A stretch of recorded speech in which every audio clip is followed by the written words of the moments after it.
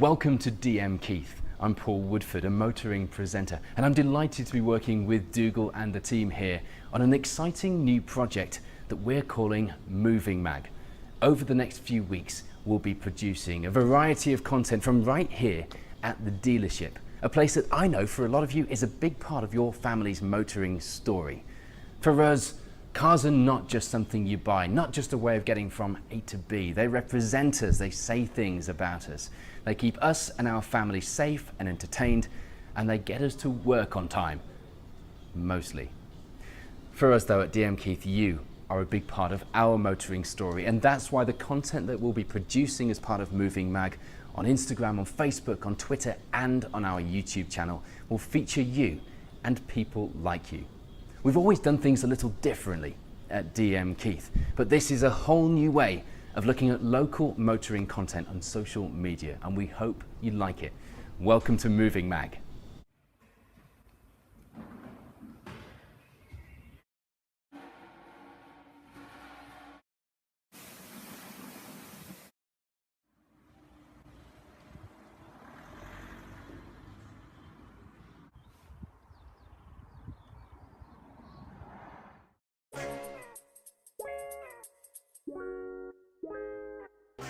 Oh my god.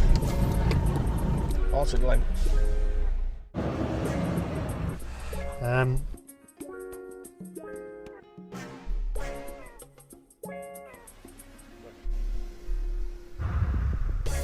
Maybe this is camouflage, not tartan. Yeah. Stealth car. Oh, there. Isn't this a great colour? Colours. Colours. That was a bit of a rubbish Top Gear impression, wasn't it? Yeah. When Yeti's about, you never know who it is. That's a great note to end on.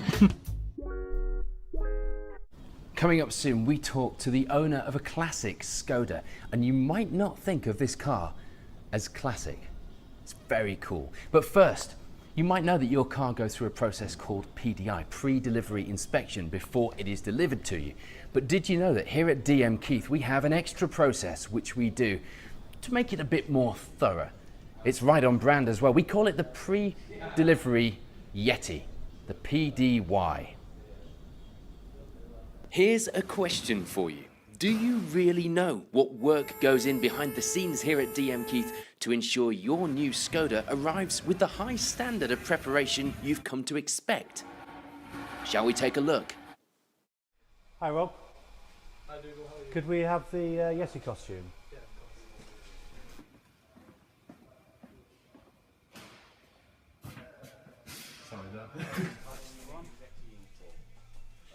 Okay, thanks Rob, that's great, super, we'll go and get that sorted.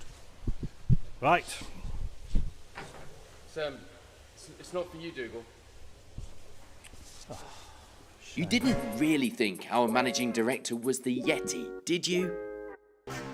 No, we have a specialist team of PDY inspectors who know exactly what to look for when a car arrives at the dealership and when that fur goes on.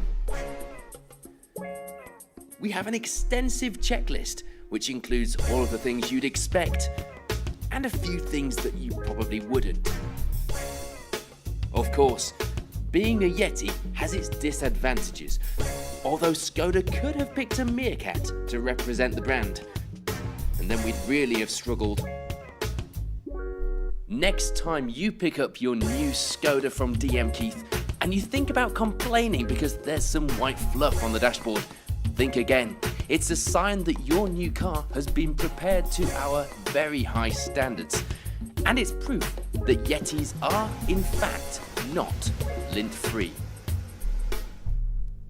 Getting your fur caught in the door when doing a PDI is not something that you necessarily think of, but it does happen from time to time here. He does a good job though, and he makes sure that your cars reach you in tip-top condition as you would expect from D.M.Keith. Right, now when you think of a classic car, you think of an E-Type Jaguar, an MGB, perhaps a Mark 1 Escort Mexico or something like that. But how about a classic Skoda that you perhaps never even realised was a classic? The Skoda Favorit. Remember those?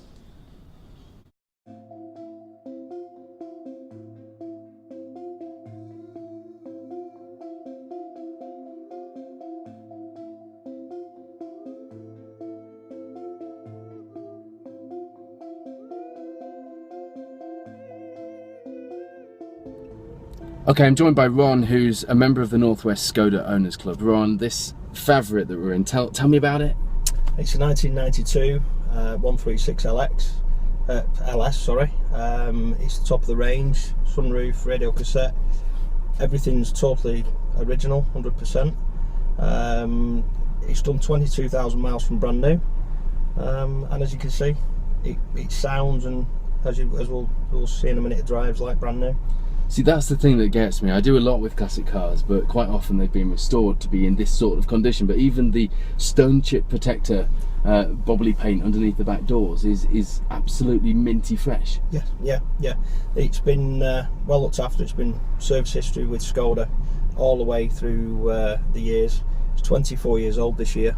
I was talking to Dougal earlier, the managing director here, and while the managing director of a motor group could pretty much drive anything he wanted, he drives a Skoda. Yeah. That says a lot for the brand and the fact that D.M.Keith are quite passionate about cars, isn't it? It certainly does, and that's why we're here to support him. We're here to support the dealerships, primarily because they are Skoda people. Okay, let's go for a little spin and see what it does. Yep. This takes me back. There's no power steering. That's for one. But yeah. I was talking to Steve earlier, and he's got a new Rapide. Do you drive a Skoda at the minute? I've got a brand new Skoda Rapid Sport, 2014. We also have a 120 LSE Super Estelle. Oh wow. That is 34 years old this year. Yeah, rear engine. That's rear engine, and that's 100% original.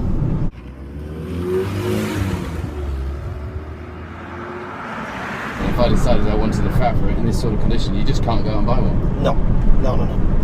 I see you've got a Yeti, which is now sat in the back seat, but was sat in the front seat. Yes, yeah. How did you come to have a D.M.Keith Yeti? Dougal sent me a D.M.Keith tie for the two launches we got involved in at Leeds and York. As being part of the Owners Club, we obviously supported them on the launching of the two new showrooms. And as you can see by my attire now, everything becomes Skoda. So you were working at Skoda back in 1984, long before the Volkswagen connection, or not that long before it. I was born in that year. When Volkswagen came along, what did that do for Skoda? It obviously improved them. It obviously injected a lot of money into Skoda's rich history. We can't take away anything away from Skoda's history. The motor cars did improve through quality and obviously the production techniques. And again, that was down to the injection of money that Volkswagen gave Skoda. It was a much needed investment, and the motor cars, as you can see today, are fantastic. Ron knows his Skodas. The quality is undeniably better these days, but do the numbers stack up? Last year, 1.9 million Skodas were sold, and the company employed over 25,000 people. That's a yes then. But it's not the numbers that grab you when you sit in a classic Skoda. It smells like I remember cars smelling like when I was younger, and that's the key, isn't it? Yeah. Sort of the experience. Yeah. I see people looking when we stopped at the traffic lights there, and unlike if you're driving an E-Type or something like that in a classic car like that, people are then impressed, but they don't necessarily make a connection. People are looking at this car and making a connection with it. They are, yes. They're remembering them, or they maybe even had one. It's a modern classic. It's yesterday's car today. People will remember it today. And obviously those people that are driving Skodas now possibly wouldn't have drove one when this vehicle was launched. Seat for me was always the sporty brand. Skoda was the affordable brand. Volkswagen was the dependable brand, and Audi was the premium brand, and then Porsche no one could afford anyway. Does it still sit roughly along those lines? Is Skoda still the affordable brand, or are they sort of stepping it up? I would have thought they've stepped up now. I would have thought they've stepped up quite a way now. The affordability is still there, the practicality is still there, the reliability is still there. Value for money is phenomenal. I just think they're an all-round package.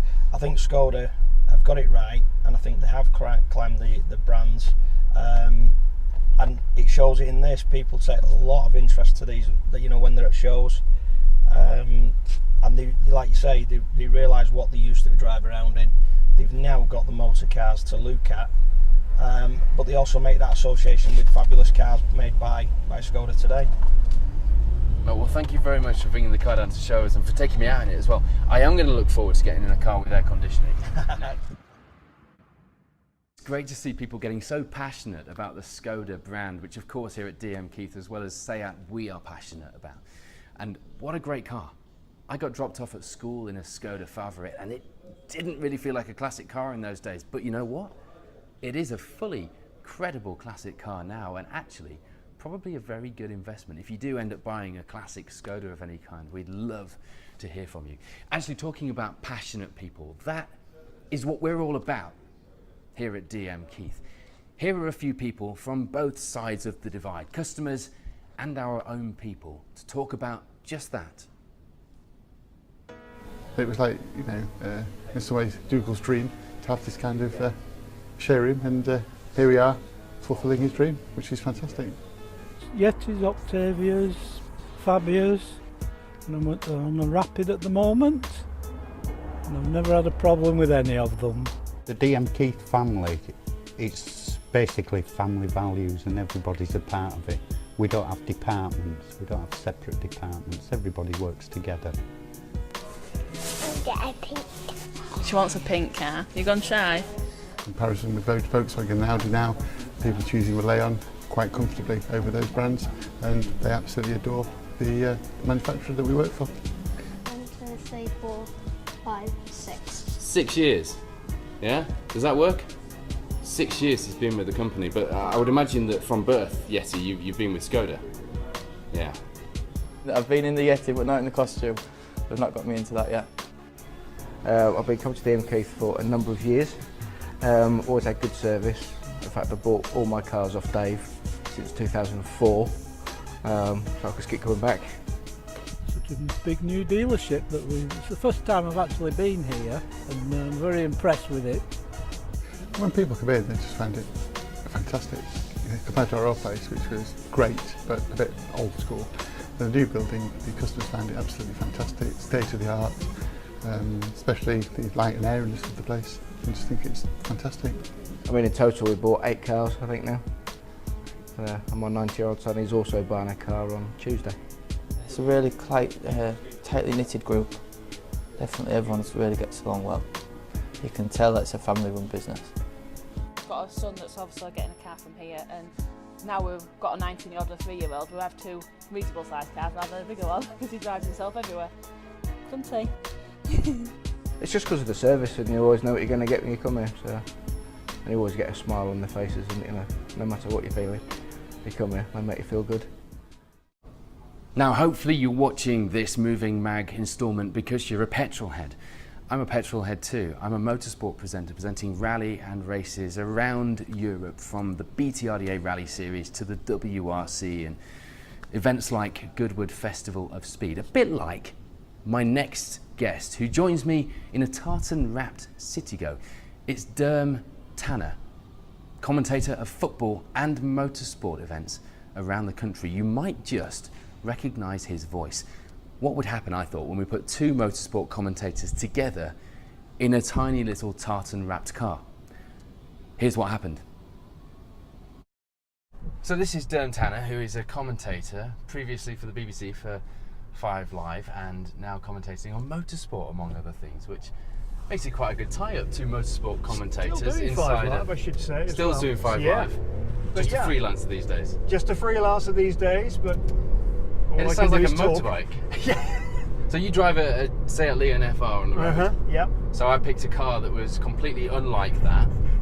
It's wallowing beautifully, yeah. Yeah, it's got a nice tartan wrap on as well, which will get us a few looks, no doubt. So just tell us about the job first, because that's exciting. You were at the touring cars at the weekend. Yes, and that was fantastic for the touring cars up at Croft, where really we had, as usual, a rear-wheel drive fest at Croft. So the Subarus and the BMWs reigned supreme. Yeah. But Sam Tordoff was leading the championship. Didn't have a terribly good time, to be honest. But Turkington was, as always, supreme at Croft, as he has always tended to be. So it was good fun. Yeah. Lots of good stories up there as well. And So I thought I'd pick up a brochure on the way out, and I could tell you something about the Skoda Citigo, just in case you ever feel the need to trade in your FR for something a little It smaller. doesn't have a 6th gear, I've just discovered. No, and just put it down into 4th. So. Could have been worse, because reverse is just under there as well. Oh God, right, okay. I'm not sure it would have gone in. No. Would have been doing 360. So the Citigo is precise. That's what it says here. The mirror adjustment is precise as well. Yeah, it is. It's manual. Yep. It wallows a little bit, but then that's because it's small and it's quite high, so you expect that, I suppose. It says here the Citigo is caring. Caring? Caring. Okay. So in the olden days, in car magazines and brochures, they used to say that cars were safe and they had lots of safety technology. These days they say cars are caring because they look after you. I guess it's probably, it feels solid. You feel as though that should the worst happen, you would be okay. Modern cars, it's nice. It's all right actually. And it comes with all these variety of different colours, and you can get the D.M.Keith wrap if should you really the want tartan it. wrap is your thing. Yeah. We'll see you turning up to a race meeting, one of these, the British touring cars, or to a football match. You wouldn't struggle with somewhere to park. You'd get in the park and no one would nick it. And I have to say, these seats have got like the Cupra feel to them. They do hug you a little bit, actually. I'm thinking more the headrest. Yeah, well, but they're not. I see what you mean. They're not bad. It also says here, and let's be aware that a lot of this writing comes from the same textbooks that you and I have read over the years. The Skoda Citigo is your communication tool. Right. That's what it is. Okay. So I'm not sure if that's because there's communication stuff in it, because there isn't an awful lot, but it might be because it says things about you. I wonder what it's saying about us now. At the moment, it's saying that we're running low on fuel. That's the one thing it is saying. That's fine. But we'll be all right. The Citigo's talking to us. It's telling us it's got no fuel. Leon FR then, why Leon FR? I've had one myself, so... Well, Leons, I've had about 5 or 6 Leons. I love Leons, they're brilliant cars. And the FR, I just thought, well, the Mark II FR was a bit of a hard ride. I'd heard a lot of good things about it. And went for a drive in it and didn't need to really drive for very long to think, yeah, this is the one I'm going to have. It was just so precise, really good on. It just goes around corners on rails, obviously. Brakes are fantastic, really responsive, and you just get so much stuff thrown in as standard. You just get so much kit on them. People can't believe it. I tell people about the cars. In fact, true story, parking up the other day in Leeds, a woman stopped me and said, "What is that you've got? I want one of those." I said, "It's a Leon, it says so on the back." I said, "Right, okay, thank you." I don't know what she was driving. And then did she recognise your voice from the football match you just watched? No, not at all. But I think I might have sold a car there. Well, yeah, definitely. You should put him on commission, D.M.Keith. And D.M.Keith obviously is your local dealer. Yes, been buying cars of D.M.Keith for about 3, 4, 5 years or so. Yeah, great, absolutely great. It's exactly what you want. You drive out of the showroom in a new car, and you think, I'm happy with the deal I got. They're happy with the deal. They have a job to make, so of course they have a living to make. But you never feel as though, I might have got on the wrong end of that deal there. You feel as though you've done okay. I really must turn around soon. I was just thinking that. Yeah, it's still your communication tool. It's still talking to you. Yeah, it's still going, thankfully. And if people want to check out what you're up to, they can follow you on Twitter. Yeah, Tannerman774. And if you're into football or motorsport, as we were talking about. Yeah. I should have turned there. Yeah, I could have turned there. Let's see. There's one coming up here. One coming up. Listen, before we run out of fuel, I will just say it's been really good to have you in the car today. Well, D.M.Keith MovingMag is all the better for having a professional commentator in the car with us. So thank you for that. Good luck with all your exploits on the pitch, on the racetrack, and we'll all follow your progress with interest. Thank you. Good fun. Enjoyed it.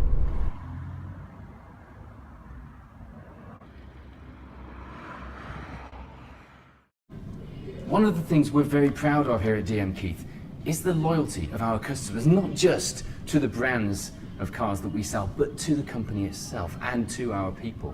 We're proud of it because loyalty, more than anything else, is hard earned. And what it means is we get to deal with people like you, people like these. It's very reliable, reasonably comfortable, got most of the gadgets that I like, and it tows well.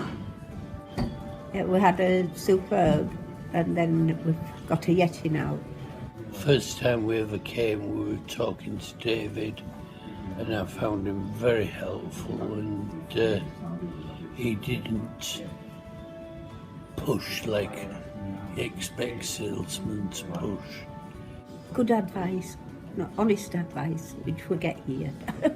We don't, seriously. I mean, it's comfortable, it's got a great engine, and it's just a great looking car, as many people say. That is. We've had Ibithas as well. Ibithas and Coopers and a Boganecra. Has he got it? We even had a Bocanegra once. That's like a super Ibiza Cupra, which really flew. I don't know, they've just improved, haven't they, so much over the years. They've obviously got a good designer, because they're much better looking each car that they bring out, aren't they, really? And the engines are obviously developed, I think, by Volkswagen or Audi, and are just, you know, good engines, reliable. I couldn't think of a thing wrong with any of them, really. We've just dealt with him, you know, for such a long time, and he's, you know, very good to deal with. And we trust him, and we like the Seats too. You know, this is education as well as entertainment. Serious question. Do you know where your dipstick is? Well, he's not behind the wheel next to you, by the way. That's the question I put to Nikita and her dad, two D.M.Keith customers who popped in today to talk to us about cars. And we put it to them that we should run a challenge to find out who could find their dipstick quicker. Here's what happened. I'm joined by Mark and Nikita here at D.M.Keith. Now, Nikita, you drive a Seat. Yeah. Mark, Skoda. Yeah, one of the cars that we have is a Skoda. One of the cars we have, it Yeah, must be yeah, nice. And you're a bike man as well. I'm also into motorbikes. And unfortunately, Skoda and Seat don't make motorbikes, and D.M.Keith don't sell motorbikes. No, they don't. So why Seat and Skoda? A bit of family rivalry going on here. Skoda came first. We were in a bit of a crunch for a car, and we came to D.M.Keith, and they sorted us out really well. We've been pleased with it ever since. Hence the Seat on my daughter. Yeah. Yeah, so the Seat Me was my second car, so when I refreshed I came back to get an Ibiza. So. Okay, did you have one with a tartan wrap on? I have actually driven that one. Have you? Yes. That was Hamburg the same. Have you? Yeah, that would suit quite well. You get the Yeti sat next to you in the passenger seat as well, and you'd be quite the spectacle driving around. You work with horses, don't you? I do, yeah. And you've got horses at home as well. Yeah. So life is just, you know, transport modes for you guys, isn't it? It is. Yeah? Yeah. What I thought we'd do while you're here is a bit of a challenge. We were going to have a radio control car. We haven't yet found a Skoda radio control car. Perhaps you can help us with this if you're watching this on D.M.Keith's website or on Twitter or Facebook or YouTube. We really would like to do that at some point. And damage some tyres, as you said, in the showroom. But what we're going to do is we're going to do the dipstick challenge. Do you both know what a dipstick is? You do now. Just about, yeah. I shouldn't have warned you what we were doing. Mark, you know what a dipstick is, right? Yeah, it's the bit behind the driver's wheel. We didn't even plan that. It's like rehearsed, isn't it? We're going to pick a car in the showroom, and you can't pick the car you drive. And I'm going to time you on how long it takes you to open the bonnet and find the dipstick. Okay. Is it a fair match-up here? Absolutely not. No? We might have to handicap that, eh? We might have to think of some way of having something. Maybe. One-handed. No-handed. Because you can still open bonnets. One-handed works. Yeah, we could go with one-handed. We'll think of a handicap. We'll go and find our cars, and let's do the dipstick challenge.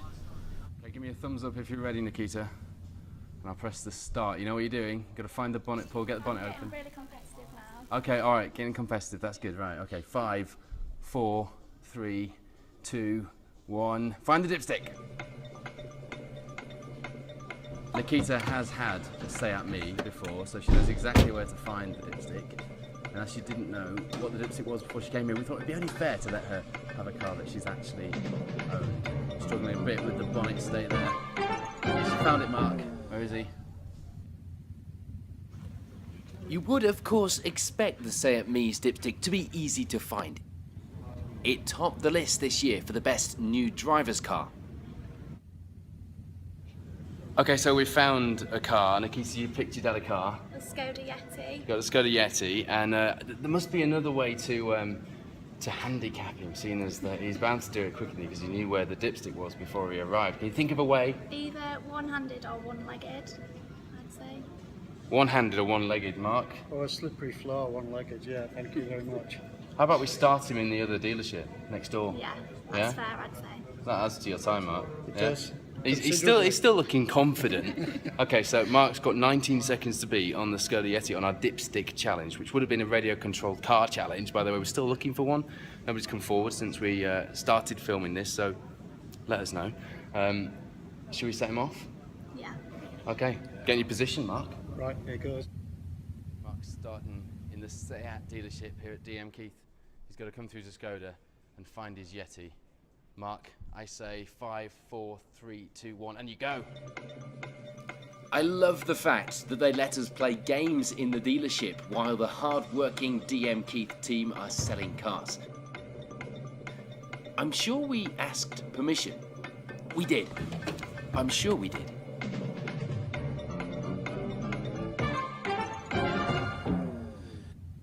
Okay, so Mark, 21 seconds on the Skoda Yeti. You were handicapped, but then you also knew where the dipstick was. You knew what it was. Disappointed with my choice of footwear for the conditions.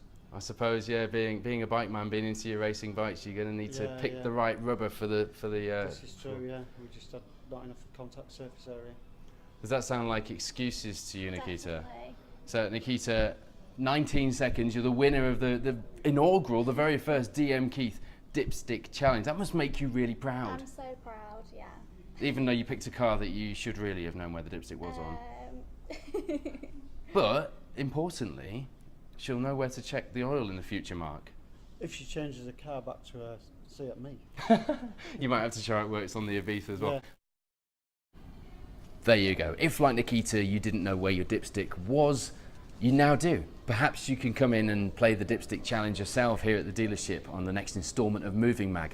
That would be fun. We'll also have some more competitions that we're working on as well, which you can get involved in, and we'd like you to. Right, before we finish, I thought we'd just catch up with the man behind D.M.Keith, or one of the men behind D.M.Keith, D.Keith, a man who is very visible here at the dealerships. If you're a customer of D.M.Keith's, you've probably met him, and you've probably seen his ties. Here's the man behind that tartan tie. And here is the man with the tie, Mr. D.Keith, the man behind D.M.Keith, of which you must be immensely proud because you have built it up from such a small car dealership business to what it is now. Yeah, I mean, obviously you could best describe as a backstreet garage back in late 60s, and a little petrol station, and he repaired a few cars, and obviously my father's been gone about 19 years now, but if he was still here, I hope he'd be proud of what we've done with the old place. Because you've really taken Skoda and Seat in this area, particularly by storm, haven't you, in Yorkshire? Yes, it's not like we've done it over the last 6 weeks, it's been over quite a few years, but yeah, we started off in Leeds with Skoda in 1976, and obviously at that time it was a much smaller brand than it is today, something like 0.3% market share in 1980. And it was really when Volkswagen became involved in, the original deal was signed in April 1991, and they invited everybody down to a big meeting, and they said, we will take this to 2% market share. And being German, of course, it was, we will achieve this. This is not a make-up number. We will achieve this 2%. And I came away thinking, well, actually, what does that mean? So work out what 2% means, and that's the reason we're going to cars. It's a proper business. And then I'm looking at the wooden shed, which we laughingly described as our showroom, which was literally a wooden shed made out of reclaimed wood for an department store. And those things are all posh bars now. Yes. Reclaimed wooden sheds. Yes, it would be. It'll be quite trendy now. Yeah. but in the 70s it rattled in the wind and there was no heating. But it was we have to start somewhere, and we came away from that thinking, well, it's great, but we're never going to be able to do it out of where we are. So we have to really, rethink the business, and that's really where although I've been working since 1980, so but it was where really I sort of took over. My father had become ill, so at quite a young age, I'd be 21. I was running it day to day, and effectively myself and my brother, who works with me in the business, we effectively closed that business down and opened a new site in South Leeds. And really that's where we started. That's the business that you now see today. We've got 7 locations across Yorkshire, and most importantly 215 people who are passionate about what we do. And walking around, I'm a petrol head, it's important for me to work with car manufacturers and dealers who are passionate, and you really are, and that's important. The tyres, I've got to ask about the tyres, because there's a tartan wrapped, there's 2 tartan wrapped cars on the forecourt out there. Yeah. You've got a tie with tartan, Yes. Everybody's got ties with tartan. There's even a Yeti sat in a car with a tartan tie on. Yes, there is. You haven't got a Scottish accent though, so you do have to explain the tie to us. Okay, so when you get the name Dougal MacDonald Keith, which is my full name, you can get there is a Scottish connection. My father's originally from Aberdeen, and we have a whole sort of Scottish clan heritage, but really what it's about is understanding that we are a big wide family. As I say, there's 215 staff, so we all share the family tie. This actually is it's actual proper tartan that we've altered the green so it matches the Skoda in-house green, but it just helps identify that we're all one family, and we're here to look after the wider family, which is of course our customers, because they're ultimately the people that are important because they pay for everything.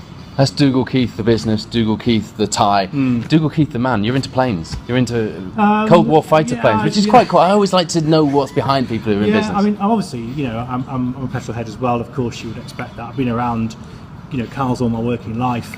I've got a couple of projects kicking around. You've raced cars as well? I have, a long time ago, and used to do hill climbing. And I used to race it. My brother used to fix it when I bent it, which was quite often. And he still went into business with you? Yeah, I know. Actually, we've just gone through a period of massive reinvestment, and that's one of the things that's important, is that we haven't made some money and then gone off and spent it on fast cars. Nice thought, but we haven't gone off on fast cars and slow horses and the rest of it. You're a better man than me. We've reinvested it back in the business, so we've just completed an 18-month programme of £5,046,000 investment. I obviously know that number quite well. On redeveloping all of the locations that we've got, and that's a big job, and that's what my brother Angus, that's what he's been doing for the last effectively the last 2 years.